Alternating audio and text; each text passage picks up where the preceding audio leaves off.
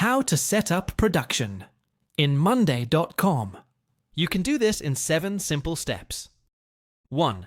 Create a production workflow board. Start by setting up a new board for tracking production tasks and processes. 2. Add essential columns. Include columns like task name, status, assigned to, due date, and progress for clear tracking. 3. Use automation for task movement.